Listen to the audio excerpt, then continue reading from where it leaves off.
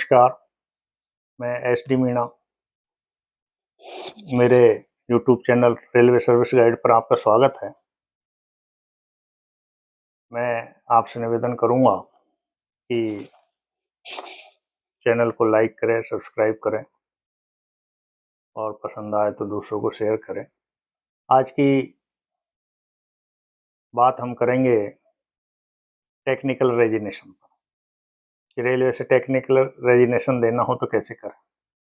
तो विशेषकर ये आज का विषय उन युवा साथियों के लिए ज़्यादा महत्वपूर्ण है जो रेलवे को ज्वाइन करना चाह रहे हैं या रेलवे ज्वाइन कर चुके हैं।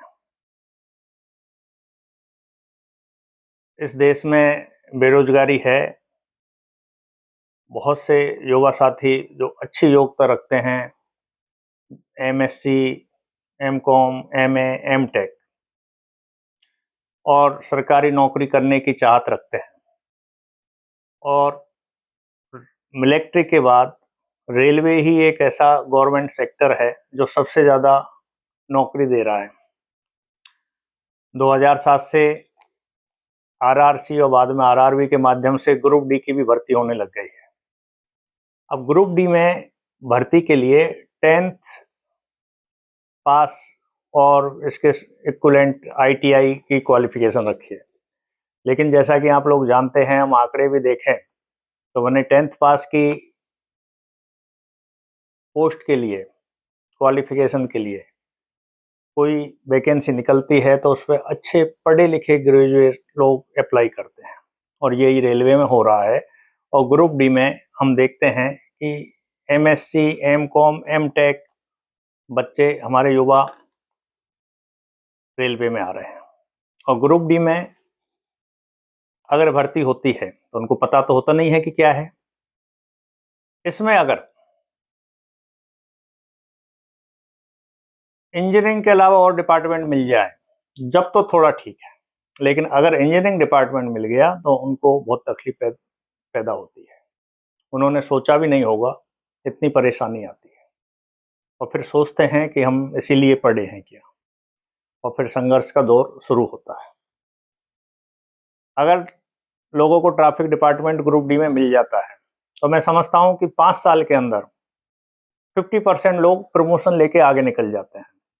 तो वो समझते हैं कि चलो हम पढ़े लिखे हैं, हमारा क्वालिफिकेशन है तो आज हमें काम आ गया है, या और भी दूसरे डिपार्टमेंट उनको मिलते हैं तो वो 5 साल में आगे निकल जाते हैं। लेकिन इंजीनियरिंग डिपार्टमेंट ही एक ऐसा डिपार्टमेंट है जहाँ प्रमोशन की चांस नहीं है।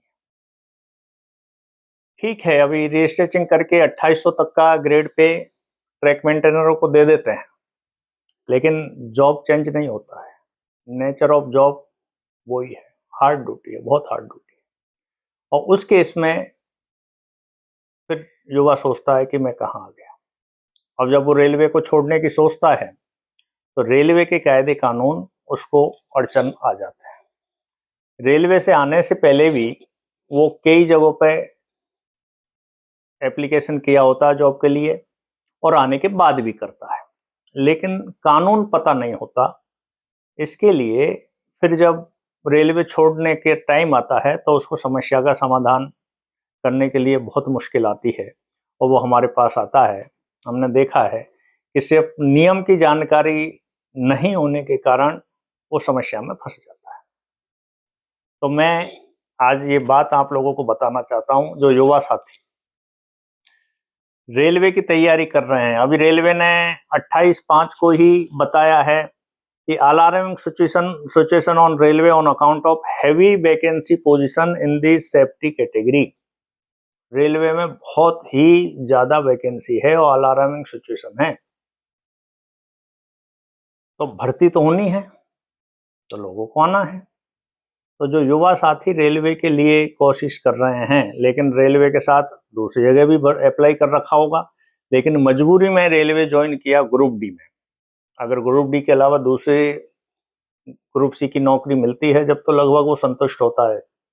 लेकिन ग्रुप डी में जब आ जाता है तो वो ये सोचता है कि जब तक और नौकरी नहीं मिले, जब तक मैं यहाँ करता रहूं, और नौकरी मिलने के बाद मैं छोड़ के चला जाऊँ।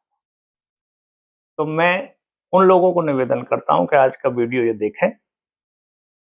जब उनका रेलवे में सिलेक्शन हो जाए और रेलवे उनको ज्वाइन करने के लिए बुला ले, तो रेलवे का रूल बोलता है कि जिस दिन आप रेलवे में ज्वाइन कर रहे हैं उस दिन आप रेलवे को लिखित में सूचित करें कि आपने यहाँ आने से पहले और कहाँ पे अप्लाई कर रखा है।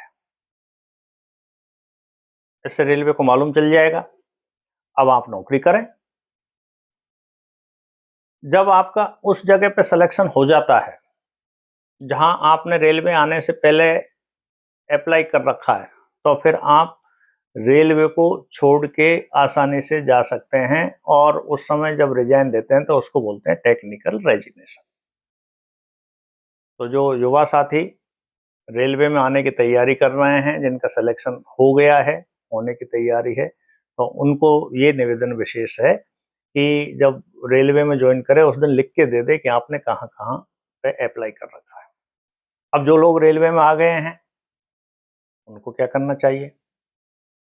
तो उन्होंने तो बताना चाहिए, लेकिन रेलवे में ग्रुप डी में आने के बाद भी कर्मचारी डिपार्टमेंट के थ्रू अप्लाई करता है। तो जो लोग रेलवे में हैं तो प्रॉपर चैनल अप्लाई करें। अगर आपने प्रॉपर चैनल अप्लाई नहीं किया तो फिर रेलवे आपको आसानी से सिलेक्शन होने पर छोड़ेगी नहीं।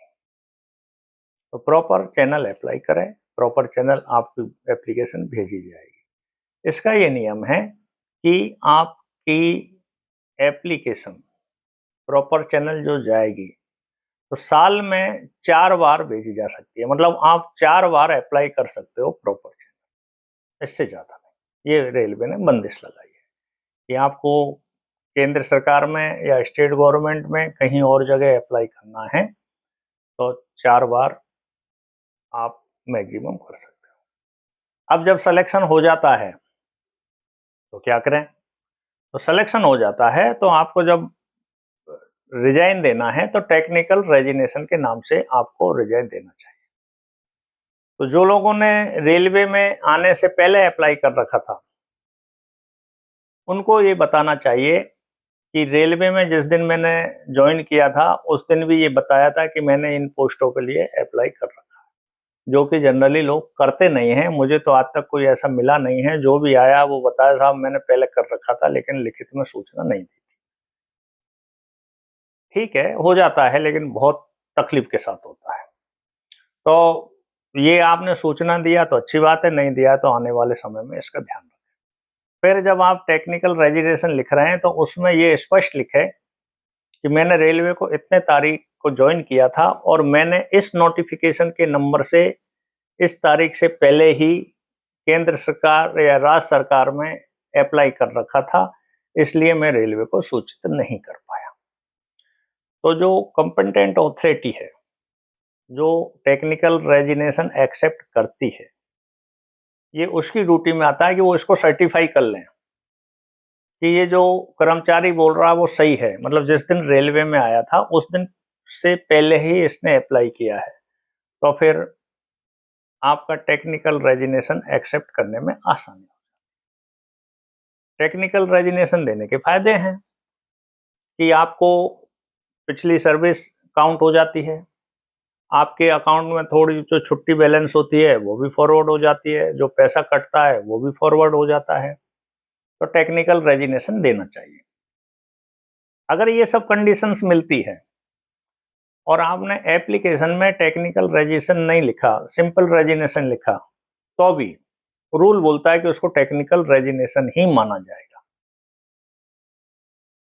तो ये अगर कंडीशंस है और आपने टेक्निकल रेजिग्नेशन नहीं लिखा, जानकारी नहीं है, तो भी वो टेक्निकल रेजिग्नेशन हो जाएगा। इसमें एक फायदा और है टेक्निकल रेजिग्नेशन कि आप जहां जा रहे हैं वहां आप नौकरी करने लग गए, लेकिन आपकी लियन जो है, सीनियरिटी जो है, रेलवे में ही 2 साल तक चलती रहेगी। जिस डिपार्टमेंट को आप जहां छोड़ के गए वहां चलती रहेगी और रेलवे 1 साल उसको एक्सटेंशन कर सकती है, तो वो 3 साल हो जाती है। तो मतलब अगर आप नए डिपार्टमेंट में गए रेलवे को छोड़ के और वहां 2 या 3 साल में रेगुलर नहीं हुए सब तो ये है रेगुलर नहीं हुए, लेकिन इस बात को ऐसा मान ले कि आपको नहीं जचा, तो रेलवे में वापस अगर आना चाहते हैं तो भी आप आ सकते हैं कि आपको अप्लाई करना पड़ेगा कि मैं वापस रेलवे को ज्वाइन करना चाहता हूं, तो रेलवे आपको ले लेगी। उसकी थोड़ी सी शर्तें हैं कि आप जहां आना चाहते हैं वहां जगह भी होनी चाहिए, आप जिस पोस्ट से गए थे उसी पोस्ट पे आएंगे, और जो पीरियड आप ये हुआ है उसको क्वालिफाइंग सर्विस के लिए नहीं माना, क्योंकि जिस दिन रेलवे छोड़ के गए वहां जब काम कर लिया और फिर वापस आए तो उसको तो आपको क्वालिफाइंग सर्विस नहीं माना जाएगा। ये रेलवे ने कंडीशंस रखी हुई है, लेकिन आप रेलवे में वापस आ सकते हैं। तो साथियों, मैं उम्मीद करता हूं कि जिन लोगों ने आज ये देखा है मेरा वीडियो, तो जो रेलवे में सर्विस कर रहे हैं वो साथी तो इस बात का ध्यान रखें कि प्रॉपर चैनल अप्लाई करें, जिससे कि रिलीव होने में कोई परेशानी नहीं हो। दूसरी जगह जब चयन हो जाए तो टेक्निकल रेजिग्नेशन आप दे सकते हैं। और आपके परिचित जो रेलवे में आने की तैयारी कर रहे हैं या मजबूरी में ग्रुप डी में आ जाते हैं या दूसरे जॉब में भी आ जाते हैं, लेकिन और जिस दिन रेलवे में ज्वाइन कर रहे हैं उनका और जगह कहीं अप्लाई कर रखा हो, तो उनको भी ये सूचित करें। इस वीडियो को ज़्यादा से ज़्यादा अगर हम लोगों को शेयर करेंगे तो आने वाले जो युवा है रेलवे में, उनको भविष्य में ये नियम काम आ सकता है और ये जानकारी उनको काम आ सकती है। इस उम्मीद के साथ मैं आप लोगों को धन्यवाद देता हूं कि आप चैनल को लाइक कर रहे हैं, सब्सक्राइब कर रहे हैं, और निवेदन है कि सबको शेयर करें। धन्यवाद। मैं SD मीणा।